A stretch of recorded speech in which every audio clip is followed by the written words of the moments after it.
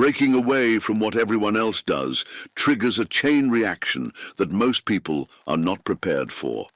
Friedrich Nietzsche spent years studying individuals who dared to think differently, and what he discovered will challenge everything you believe about independence and belonging. Most people assume that stepping away from the crowd leads to immediate happiness and fulfillment. The reality is far more complex and often brutal. Nietzsche documented 3 distinct phases that every person experiences when they choose to abandon the herd mentality. Phase 1 involves a psychological shift that feels like waking up from a dream you did not know you were having. Phase 2 brings unexpected social consequences that can destroy relationships you thought were solid. Phase 3 either breaks you completely or transforms you into something entirely new. The philosopher called this process the Great Separation, and he warned that most people who attempt it will retreat back to safety before reaching the final stage. Those who complete the journey, however, gain something that cannot be taken away or replicated. Understanding these phases before you experience them could be the difference between thriving in your independence or being crushed by its weight. What Nietzsche revealed about human nature during this process remains one of the most accurate predictions of individual psychology ever recorded. Society depends on most people staying within acceptable boundaries of thought and behavior. When someone breaks these invisible rules, they discover why those boundaries exist in the first place. The comfortable illusion that people support your dreams and individuality disappears quickly when you actually pursue them. Nietzsche observed that the same people who encourage you to be yourself often become your harshest critics when you take that advice seriously. This contradiction exists because true independence threatens the stability that groups need to function. Your freedom reminds others of their own limitations, creating resentment that they rarely acknowledge directly.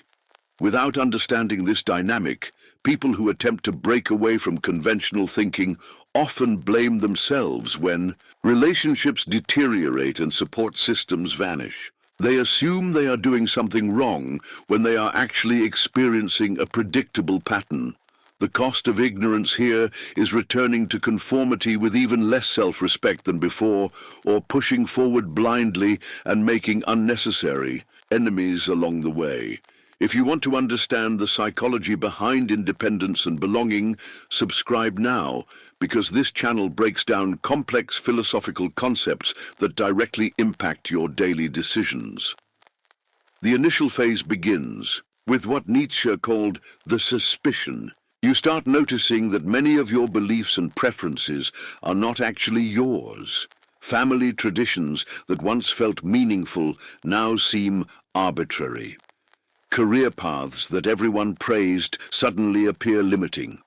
Social rules that you followed automatically begin to feel constraining rather than protective. This awareness creates an uncomfortable gap between who you are and who you have been pretending to be. The gap widens as you realize how much of your personality was constructed to gain approval from specific people. Nietzsche noted that this phase is often triggered by a significant event, a death, a failure, a betrayal, or even unexpected success. Something breaks the spell of routine thinking and forces you to examine your life from the outside. The philosopher described this moment as both liberation and terror. Liberation because you finally see the cage you were living in. Terror because you realize how much of your identity was borrowed from others. Most people experience this awakening multiple times throughout their lives, but they quickly suppress it and return to familiar patterns. The few who allow the suspicion to grow move into the second phase. Breaking away from group thinking does not happen quietly. Other people notice the change before you fully understand it yourself.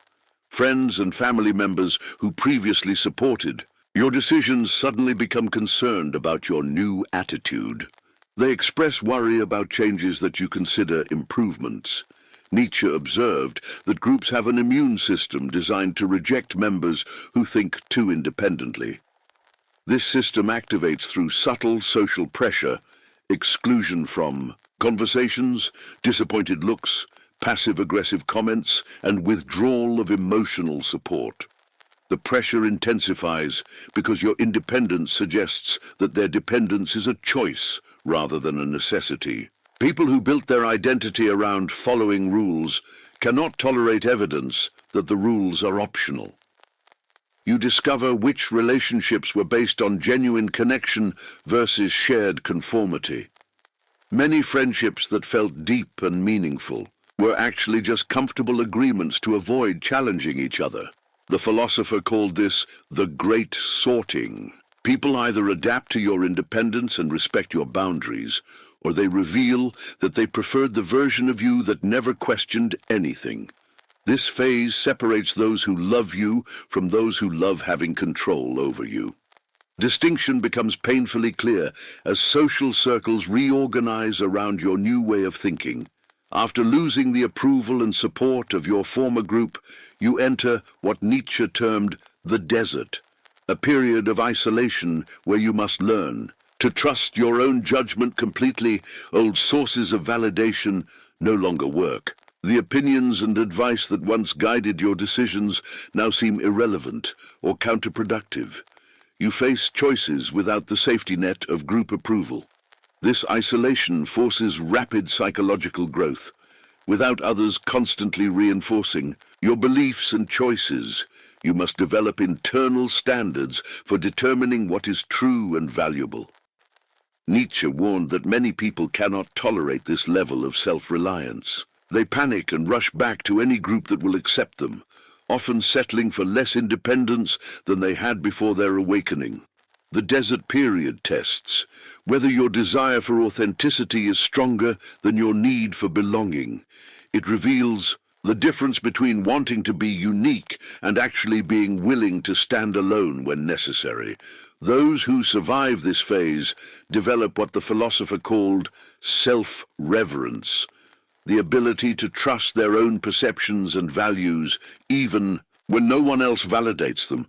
Independence inevitably creates opposition. Nietzsche observed that people who think for themselves automatically become threats to those who do not. Your success in living authentically implies that others could do the same if they chose to. This implication makes people uncomfortable because it suggests they are responsible for their own limitations. Rather than face this responsibility, many people prefer to view independent thinkers as selfish, arrogant, or deluded. Creating these labels allows them to dismiss your example without examining their own choices. The philosopher noted that this hostility often comes from unexpected sources. People who seemed supportive during your conformist phase, but now feel betrayed by your transformation. You become a mirror reflecting their unused potential, and mirrors can be uncomfortable to look at for extended periods. Some people respond by trying to break the mirror rather than changing what they see. Understanding this dynamic prevents you from taking the hostility personally or trying to convince others that your choices are valid. Nietzsche emphasized that seeking approval for your independence defeats the purpose of becoming independent. The final phase involves building new structures to replace the ones you abandoned. Nietzsche called this becoming who you are, the process of constructing an identity based on your actual values rather than inherited expectations. This phase requires tremendous creativity because you cannot simply copy existing models. The path you are creating has never been walked by anyone else in exactly the same way.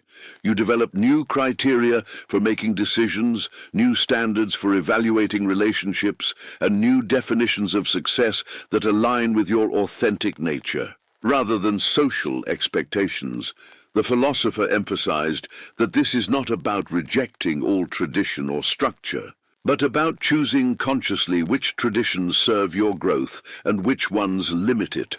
People in this phase often discover talents and interests they never knew they had because they were too busy meeting other people's expectations to explore. their own potential. Nietzsche observed that individuals who reach this stage often become sources of inspiration for others who are still trapped in conformity, though they rarely seek this role deliberately. The most unexpected consequence of abandoning the herd is that you eventually attract a different kind of following. People who are ready to question their own conformity gravitate toward those who have successfully broken free. This creates a paradox that Nietzsche found fascinating. The more independent you become, the more influence you gain over others who seek independence themselves. However, this influence operates differently than traditional leadership. Instead of telling people what to think, you demonstrate what becomes possible when someone thinks for themselves. The philosopher warned against using this influence to create a new form of herd mentality. True independence cannot be taught through rules or systems. It can only be inspired through example. People who complete the journey from conformity to authenticity often find themselves in positions of natural leadership, but leadership that empowers others to find their own path rather than follow yours. Nietzsche concluded that abandoning the herd is not about superiority or rebellion. It is about becoming fully human. Most people live as incomplete versions of themselves, shaped by fear and the need for approval. The journey toward independence reveals capabilities and perspectives that remain hidden under layers of social conditioning. Breaking free from group thinking allows you to access your actual personality rather than the performance you created to fit in. This process is neither easy nor guaranteed to succeed.